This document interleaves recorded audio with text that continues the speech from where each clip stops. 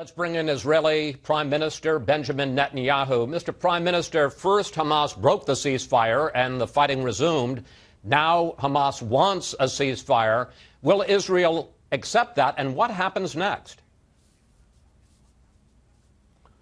Well, Hamas has broken 5 ceasefires that we accepted and we actually implemented. They rejected all of them, violated all of them, including 2 humanitarian ceasefires in the last 24 hours.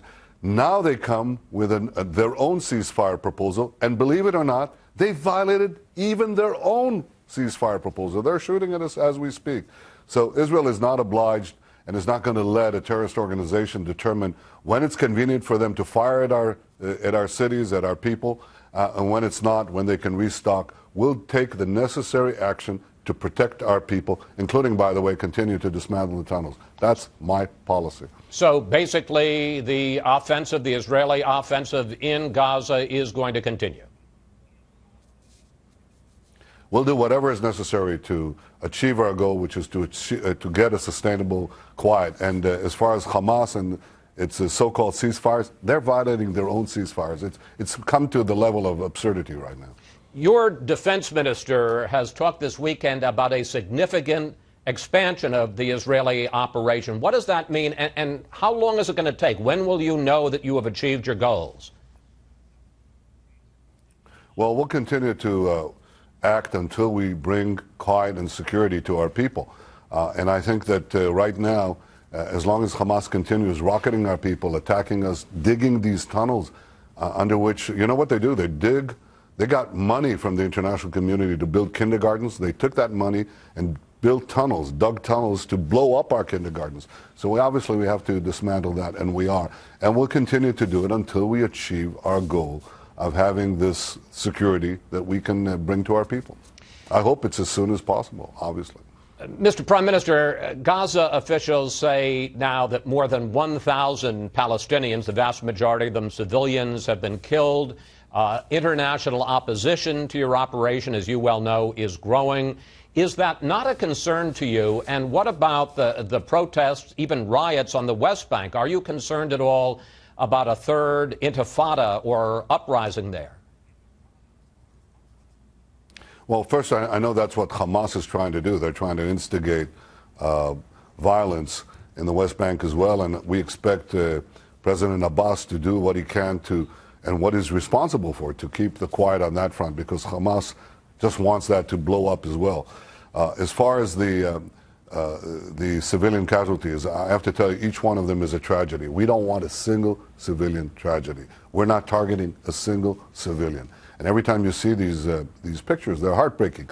But why is it happening? It's happening because Hamas is firing 25,000 rockets on our cities. They're attacking us with terror tunnels dug into our territory. They're attacking us by land, sea, and air. And obviously, we have to respond. When we respond, Hamas, we are trying to minimize the civilians. We tell civilian casualties. We tell the civilians, leave. Hamas tells them to stay. Why does it tell them to stay? Because it wants to pile up these civilian casualties. So any of these regrettable and tragic civilian casualties should be placed at the responsibility of Hamas. Hamas is a terror organization, ruthless terrorist organization, that not only wants to kill our people, it wants to sacrifice its own people. It uses them as human shields, and therefore it should be blamed and not Israel. That's the truth, and that's a simple clarity, moral clarity that should not be lost in this conflict. There are demands on both sides, though, sir, and I want to discuss a couple of those with you. Hamas is demanding an end to Israel's economic blockade of Gaza, and in fact, you do block most imports going into the country and all exports leaving Gaza to go either to the West Bank or to Israel. And unemployment in Gaza is now over 50%. Don't they have a legitimate demand there, sir? First of all, we're letting in economic goods come into Gaza. We're letting humanitarian goods as we speak now. With a ceasefire, without a ceasefire, we continue to have trucks and trucks coming in into Gaza. The reason there's been constriction of access to Gaza is precisely because they've used the incoming material, including cement or concrete, to build these tunnels, to build terror rockets, to build missiles and so on, from which they fire. Naturally, we have to make sure that such weaponry, such materials do not enter into Gaza. I think there is a path to get out of this once we have, I think the first thing is to accept the Egyptian proposal. That's the only game in town. What it will do is will enable us to actually get a sustainable ceasefire. That sustainable ceasefire consists of two things. One, demilitarization of Gaza. We want to make sure that there are no more additional rockets, tunnels, missiles, and so on. Otherwise, we'll be back here every few months. Second, economic and social relief for the people of Gaza. Now, if you want economic and social relief for the people of Gaza, you have to make sure that demilitarization works. Why?